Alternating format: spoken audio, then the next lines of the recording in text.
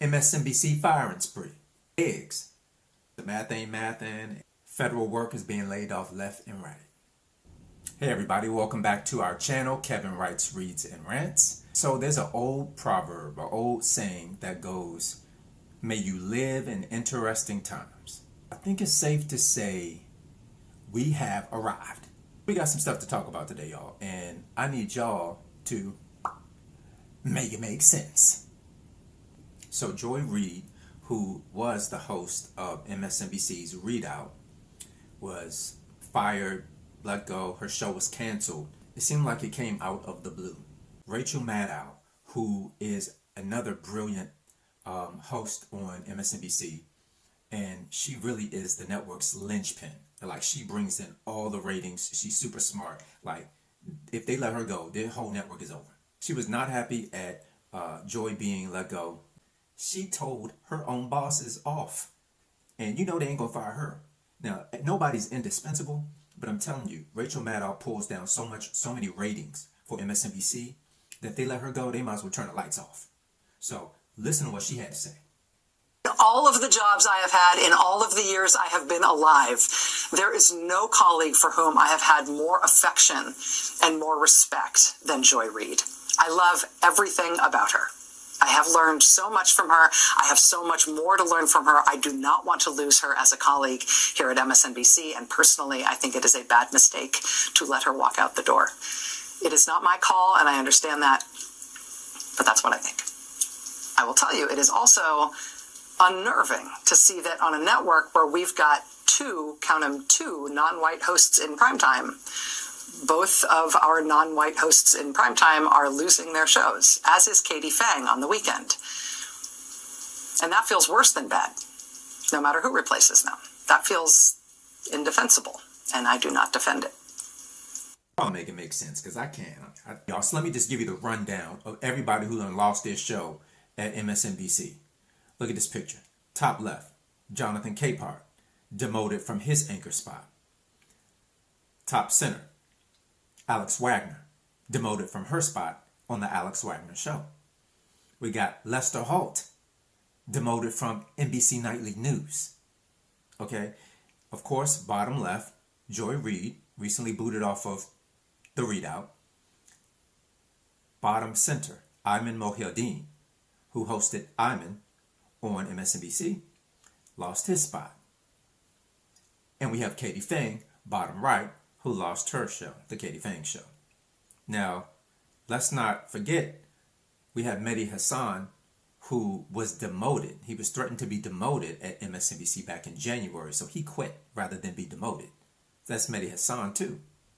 And the interesting thing is that with Lester Holt's show, the NBC Nightly News, it was the second most watched evening news show. The second highest ratings, and he still got demoted. He's going to do Dateline NBC. You make that make sense. And it's making my head hurt. With all of these recent hosts that have been let go or demoted at MSNBC and NBC, there is a disturbing commonality. Cost of eggs is sky high. How much y'all paying for eggs where you live? Now, I've read articles that say that the national average is up to $4.95, but that ain't true everywhere. I know on the East Coast, like places like Safeway,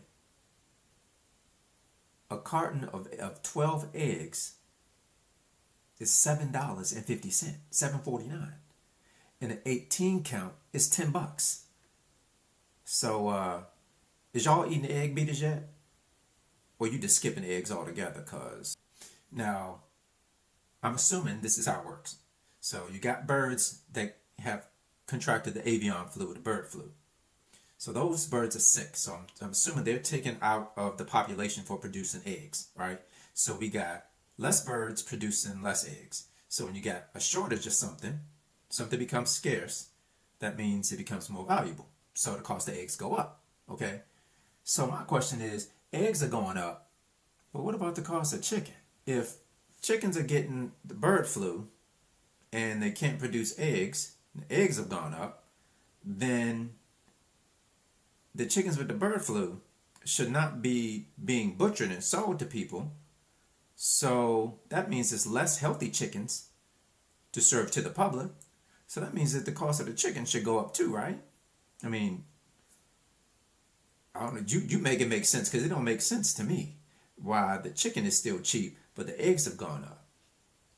It sounds a little suspicious, but here's the theory. I just want to run it past y'all. If you raise the cost of chicken, people have alternatives. You don't have to eat chicken. You can eat pork, you can eat beef, you can eat all kinds of fish and seafood. So you don't have to have chicken. You can make it without chicken. But what you don't want to do is try to make it without eggs. America runs on eggs. We got Denny's, we got IHOP, we got McDonald's, and every fast food chain that has a breakfast line. America needs those eggs. So guess what? Those prices are going to go up because people are going to still want their eggs. And these places are going to pay for those eggs, and they're going to pass those high prices up over to the consumer. If chicken gets jacked up to where people can't afford it, they'll just eat something else. So you got to keep the chicken cheap, because you can't force higher prices on people with chicken. They just have too many choices. But eggs, they're stuck because everybody likes eggs. And it used to be that when all else fails, you can afford an egg. And now you can't. Okay, y'all, the federal government workers. The federal government workers, so many of them are being laid off left and right, fired.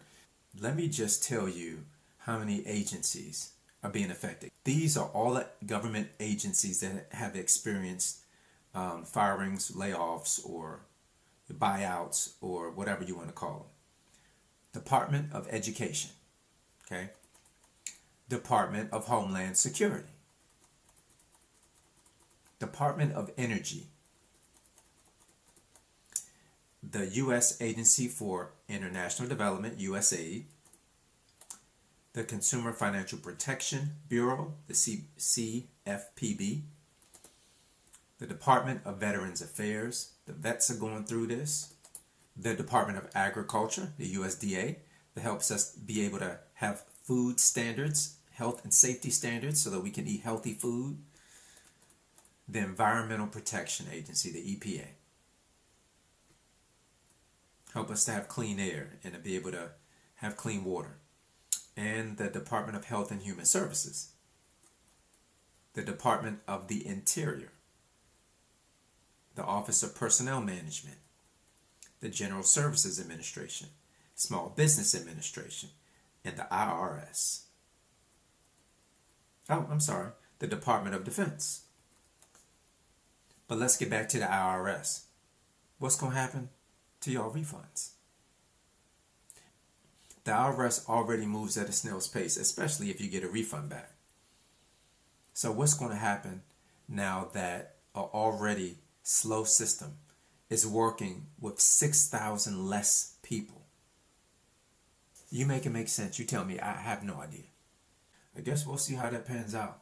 We know it's not working out for the people who got laid off. So y'all pray for all these people. So many people that got laid off. Can you imagine working for the government and getting up and wondering, is this the day that they're going to lay you off? Or is an email going to pop up and tell you to justify your position, or take this buyout, or be fired? That's pretty tough. They're losing their health insurance. Do they get their pensions? Do they get their 401ks? Because some people got laid off where they told them to take a package and they didn't get no information about how that was going to happen. So, like I said, pray for these people. Everybody need prayer, because we living in interesting times. So that's it, y'all. Thanks for tuning in.